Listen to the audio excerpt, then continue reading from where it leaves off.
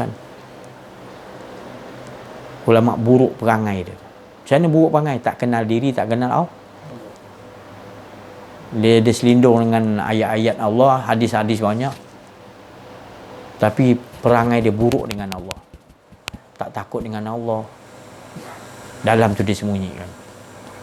Rasulullah kata, aku lebih takut ni daripada Dajjal. Jangan pula saya cakap, si Haji ni dia benci ulama ni. Bukan benci ulama. Waktu dia dah sampai waktu kita ni. Bukan saya suruh benci ulama, berhati-hati.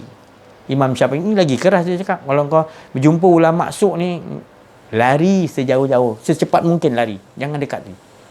Anggap dia macam singa yang tengah kelaparan nak terkam siapa saja. Lari, jangan duduk dekat, lari, tak usah nampak dia. Lagi keras Imam Syafi'i kata. Kita punya mazhab kan Imam Syafi'i. Tu Rasulullah bagi tahu tu maknanya takut aku. Dajjal mengerikan, sihir dia, ya Allah. Kau nak syurga, dia boleh tunjuk syurga. Masuk kejap, ambil makanan apa, dah keluar. Neraka, kau tengok, dia boleh bentangkan, dia tengokkan sihir dia. Namanya sihir semua tu. Kau nak pergi Kaabah, nak pergi Mekah ya, tak payah naik kapal terbang, dia selak sikit dia kain. Nampak Kaabah, dah masuk. Kita pun tawaf apa semua, buat umrah, okay, dah keluar balik. Dah. Terima kasih. Akulah Tuhan kau. Ya. Habis kita. Padahal kalau Allah singkapkan, datang orang ahli Allah ataupun pengikut Imam Mahdi, dia bukakan yang betul, rupanya yang kau masuk tu, kau tawaf tu jamban. Zaman-zaman Siti Piramli, yang zaman Naika tu, kau tawaf kat situ punya. Dia sihirnya kau. Jamban tu jadi Kaabah. Dan syurga tu, yang neraka tu jadi, sebenarnya tu syurga. Dia boleh sihir. Dia sihirnya kau. Dia bawa makanan. Kau tengok kelaparan, makanan semua. Kau mau makan lah, mi goreng lah, apa semua kan. Baguslah sini. Akulah Tuhan kau. Yelah, kau bagi makan, aku tinggal lapar ni. Ya. Kalau kau tak makan, kau selamat lah. Sanggup jaga iman. Sebab kita dengar Rasulullah beritahu, yang dihidangkan tu bukan makan. Tengoklah, bukan mi, punya cacing. Datang orang pengikut Imam Mahdi, dia bukakan karamah, rupanya cacing kita sumbatkan. Baru kita tahu. Dia boleh berubah jadi. Jadi yang kita makan tu kita akan terpengah. Jadi jaga ingat. Dajjal kalau datang dia boleh buat macam tu. Ngeri kan? Rasul kata tak ngeri lagi. Ngeri lagi ulama yang su'. Inilah punca dia nanti. Kalau jadi apa-apa nanti, bukan aku cari pemimpin nombor satu, menteri ke Perdana Menteri. Aku tak cari, aku cari ulama dulu. Macam ni, kenapa engkau?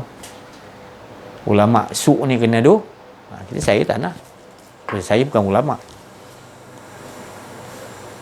Saya bukan siapa-siapa, tapi saya nak menceritakan apa yang Allah suruh ceritakan. Watak saya Allah yang tahu. Saya tak perlu jadi ulama, saya tak perlu jadi mursyid, saya tak perlu jadi syekh, saya tak perlu jadi wali Allah, saya tak perlu jadi apa pun, saya tak perlu.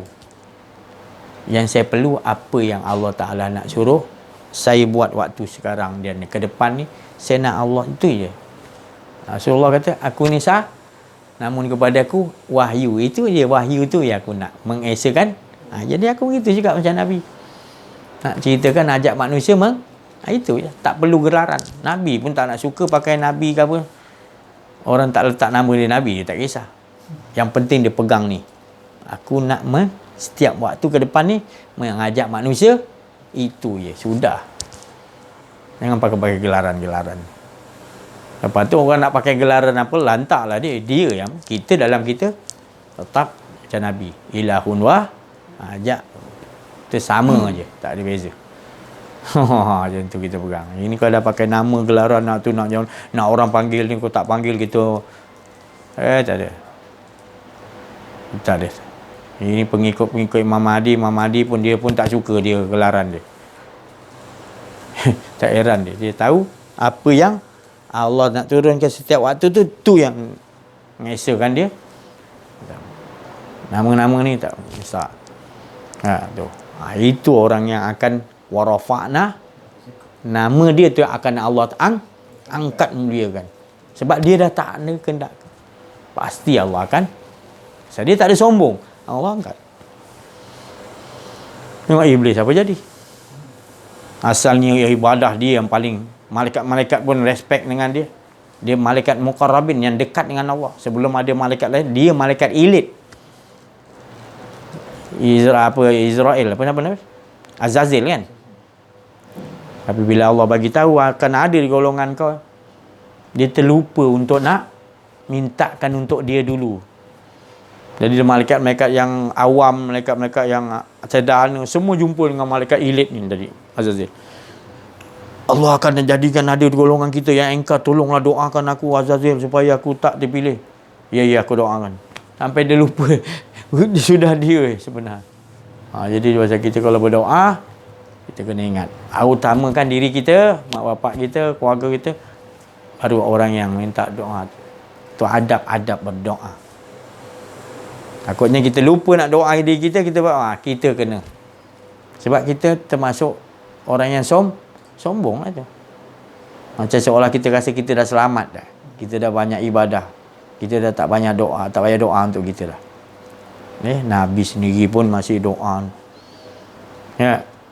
Nabi kata, jangan ya Allah, jangan biar aku urus diri aku sendiri ya Allah. Ya. Walaupun Nabi dah memang istiqamah terus, Nabi tetap doa, ya Allah jangan biarkan aku ada rasa kedirian aku ya Allah. Aturlah diri aku, jangan biarkan, serahkan hidup aku ni walau sesaat, walau sekelip mata aku uruskan. Subhanallah. Sucinya tadi jiwa dia. Tak nak ada rasa sikit pun diri dia. Subhanallah itulah kita. Mudah-mudahan kita dapat rahsia demi rahsia. Wazidnahum huda. Tambahkan lagi petunjuk oleh yang hasil oleh Allah.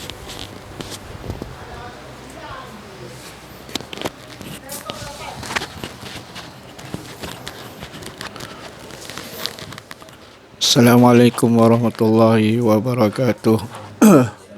Alhamdulillah, syukur kita pada Allah Subhanahu wa taala, diaturi oleh Allah Subhanahu wa taala di dalam mendengarkan cerita-cerita kenal diri dan kenal Allah Subhanahu wa taala, supaya kita lagi memantapkan lagi diri kita di dalam kehidupan yang tiada kedirian diri kita sendiri ya. Dan syukur kita pada Allah Subhanahu wa taala dikurniakan Allah hantarkan kita satu pembimbing kita yang betul-betul benar-benar ikhlas kerana Allah Subhanahu wa taala, yang istiqamah demi kerana Allah Subhanahu wa taala dan demi kecintaan sayangnya pada umat zaman akhir zaman ini. Semata-mata kerana Allah, tiada imbalan apa-apa. Semata-matanya kerana kasih sayang pada umat Muhammad untuk membawa pada kita kenal diri dan kenal Allah Subhanahu wa taala. Alhamdulillah, syukur sangat-sangat pada Allah Subhanahu wa taala. Dan juga pada pendengar-pendengar YouTube pun harus bersyukur pada Allah Subhanahu wa taala dikurniakan kefahaman melalui online YouTube ni pun dah cukup bagus dah. Alhamdulillah, semuanya atas pada aturan Allah Subhanahu wa taala, bukan diri kita sendiri semuanya. Alhamdulillah, syukur pada Allah Subhanahu wa taala. Wabillahi taufiq wal hidayah. Assalamualaikum warahmatullahi wabarakatuh.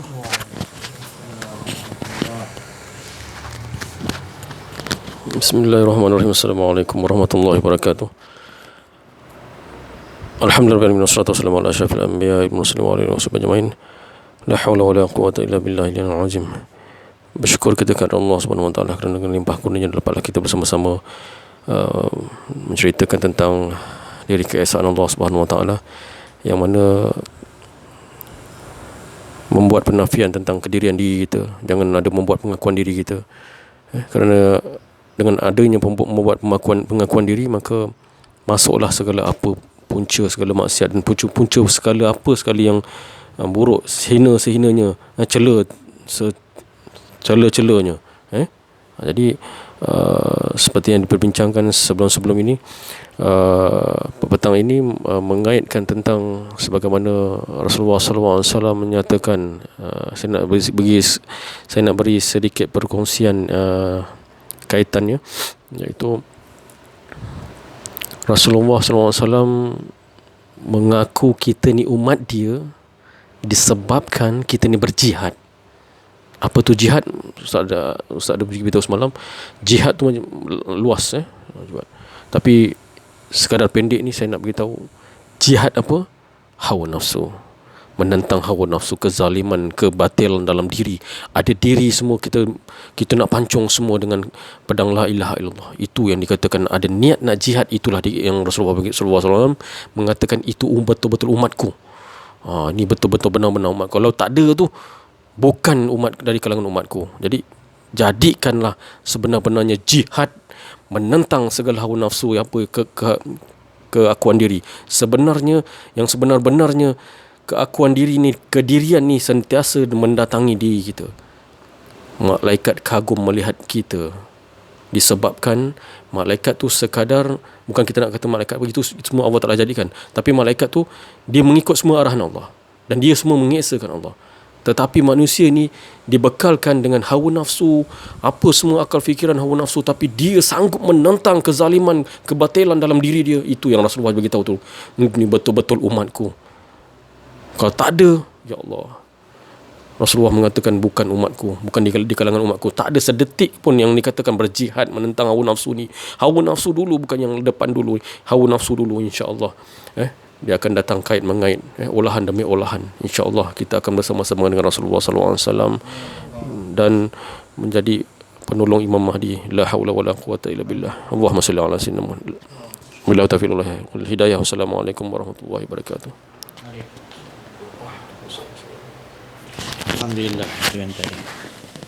Dua teman kita tadi dengan keikhlasan daripada kalimat Rabbi, kalimat suci, kudus, kesucian yang terpancar, terjali. Maka kita pegang betul-betul hikmah-hikmah yang datang daripada Allah tadi. Pegang betul-betul itu. Kata-kata yang mempunyai mutu yang tinggi, iaitu kalimat suci, kalimat Rabbi, terzahir. Kita kena nampakkan itu daripada Allah. Bagi yang ada mata hati, dia akan nampak itu daripada kalimat Rabbi, kalimat yang suci, Rabbani. Dia akan mendengar dengan pendengaran Allah, akan masuk dan dia akan amaliahkan juga, mengesahkan Allah. Bagi yang tak mempunyai mata hati, dia akan nampak itu seolah-olah biasa. Dia tidak akan dapat hargai. Hatinya dah mati, dia tak melihat tu daripada mana perkataan tu keluar. Jadi alhamdulillah, hargai hidup kita. Hargai hidup kita ni, sebab hidup kita ni tak lain. Kalau kita hargai, bila kita tak merasakan ada diri dan kita rasakan hanya keesaan dirinya semata-mata, itulah kita menghargai hidup. Maknanya beruntunglah kita, Itu dimaksudkan tadi, orang yang bersama dengan Rasulullah sallallahu alaihi wasallam, walaupun Rasulullah telah wafat 1400 tahun lebih dulu, tapi Allah bagi tahu orang ni dia akan bersama-sama dengan walaupun Rasulullah telah. Ini bukan saya bagi tahu, yang bagi tahu Allah. Dalam surah Al-Fat ayat 29, Muhammadur Rasulullah wallazina ma'ahu asidda wal kufar. Maknanya, kurang lebih maksudnya, Muhammad itu pesuruh aku, kata Allah. Orang yang bersama dengannya adalah asidah walal kufar, berjihad melawan hawa nafsu kufar dia tadi, saudara kita kata. Semangat jihad dia tu menunjukkan dia tu umat Nabi Muhammad, sahabat Nabi Muhammad SAW. Maka dia kalau dah berjuang, berjihad lawan hawa nafsu, dia berjihad, maka dia bersama dengan Rasulullah lah tu. Ini bukan saya cakap, ini buka surah Al-Fat. Maknanya orang yang bersama Muhammadur Rasulullah walladzina ma'ahu asida. Orang yang bersama dengan dia asida walal kufar, jihad lawan kufar dalam diri dia hingga tak ada diri dia.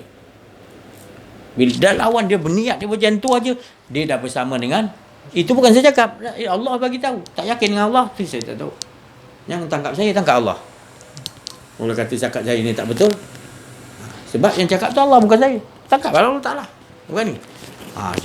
Jadi bukan, jangan ingat ni perkataan saya. Ini perkataan cuma kita tak berdasar, kita tak yakin, kita tak mempunyai mata hati. Sebab mata hati kita dah tak memandang kepada Allah, hanya memandang kepada hawa nafsu. Maka buta kita di dunia ni. Sebab mata hati kita buta, tak nampak Allah Taala. Itu tadi ruginya tadi. Jadi itu sedikit banyak saya nak mencurahkan keyakinan. Bila kita dah berjihad, dah berperang, kita bersama dengan Rasulullah, yakin kita sentiasa dengan Rasulullah, maka senang dengan Imam Mahdi ke, lagi senang lah.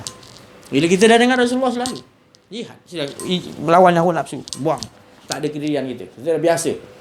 Jadi kita dah sentiasa dengan Rasulullah, dengan Allah lah, tentulah. Mana boleh pisah dua benda, tak dua keadaan tak bisa. Kita ingat Nabi, kita bersama Allah. Kita dengan Allah, bersama Rasulullah. Dia dua, sifat dan juga zat. Tetap kita bersama. Apa lagi Imam Mahdi turun, kita boleh akan ikut kebenaran tu, insya-Allah. Yakin kepada Allah. Jadi ciri-ciri itu tadi. Dan kedua, akan timbul ciri-ciri selepas kita dah, tanda kita dah berjihad betul-betul, kita dah berjaya, kita bersama dengan Rasulullah dah. Maka dalam kumpulan kita ada kata 50 orang atau 500 orang, rohama ubainahum. Sifat dia adalah sifat kasih sayang. Dalam 500 orang tu semua kasih sayang. Seorang ni benci ni, semua benci tu. Tak payah lagi cerita kau kenalah pujuk ni. Tak, tegas. Seorang aja kata dia ni penipu. Kita ramai-ramai 500 orang semua cakap dia penipu. Ini kita tidak, tak ada perasaan kasih sayang. Yang ni kata tipu, kita kata alah, kita apalah. Itu pasal kita tak tegas, tu pasal kita tak kuat. Dia Imam Mahdi datang, tentera dia akan bersikap itu. Tak betul Yahudi ni. Kita jangan bincang dengan Yahudi. Jangan, semua 500 tak bincang. Tak ada nak dijolok-jolok, tak ada. Nak dia rasuah ke apa, nak dia apa, tak ada. Dia kasih sayang betul-betul.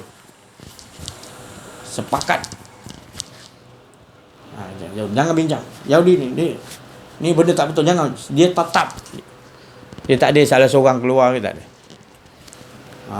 Itu yang kata dia kuat. Walaupun dia sikit, 500 orang, dia kuat, dia macam tu, yang takut musuh-musuh tadi. Masalah kita ramai orang Islam sekarang, tapi semuanya lembik. Kena cocok sikit dah, habis dah. Bagi duit sikit, bagi ni lapar sikit, habis dah. Hilang akidah kita, hilang iman kita dah. Sanggup buat macam-macam. Jual iman, jual akidah mula-mula. Kita tak ada rasa harga diri kita dah di sisi Allah. Bila kita di harga diri kita dah tak ada di sisi Allah, habislah kita. Siapa yang kita nak harapkan boleh bagi pertolongan? Iblis. Kita nak ikut iblis. Kita nak ikut kuncu dia, Dajjal, Ya'juj Ma'juj. Nanti di hadapan nanti Allah, kita dah ikut dia. Nanti di hadapan Allah, apa iblis kata? Aku berlepas diri. Kau jawablah sendiri, kau ikut aku buat apa? Aku takut dengan Allah, iblis kata. Padan muka kau ikut. Iblis akan kata, aku takut Allah, iblis kata. Dia Tuhan sekalian alam, aku takut. Kau ikut aku buat apa? Lantaklah kau. Baru kau menyesal nanti. Ingat tu betul-betul. Biar kita mati dalam iman, dalam keadaan. Daripada kita ikut, itu harga diri kita. Di sisi Allah, bukan di sisi makhluk. Dia pun takut dengan Allah. Sebenarnya dia dah ajak kita supaya, dia ajak kita, dia ajak tempat selamat bagi dia, rupanya itu bukan selamat. Itu tong najis itu. Itu saya maksudkan tadi. Macam-macam cara sihir dia gunakan untuk mensilap matakan kita supaya nampak itu Kaabah. Orang mati boleh dihidupkan. Padahal yang mati bukan roh orang tu, korin dia. Dia panggil jin-jin dia yang masa tu tadi. Serupa sebiji jin dia. Tapi roh dia yang betul dia tak tahu tempat, dia tak boleh panggil roh. Tu roh dah urusan Allah, kau nak panggil dia. Itu dia duplicate kan. Tapi dalamannya dua je. Kalau Nabi Isa betul roh tu dia panggilkan tadi. Hidupkan roh orang tu, betul roh tu dia panggil Allah dengan izin Allah. Roh tu yang Dajjal ni, iblis ni, Korin tu dia buat serupa. Allah bagi dia sihir, dia bagi dia silap mata macam tu. Jadi kena faham. Jadi ni saya bagi kias, sebenarnya banyak benda-benda yang dah kita kena sihir tapi kita tak sedar. Nanti kalau saya cakap nanti semua orang serang saya nanti. Pasal benda ni dah berlaku kepada setiap keluarga-keluarga masyarakat kita.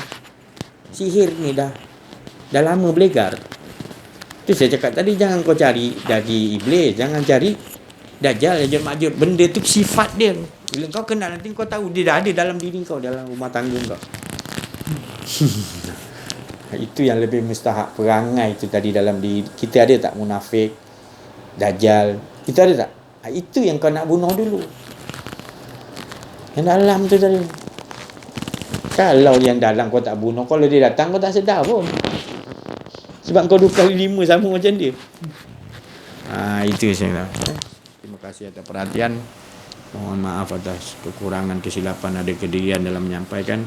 Wabillahi taufik wal hidayah. Assalamualaikum warahmatullahi wabarakatuh. Makan.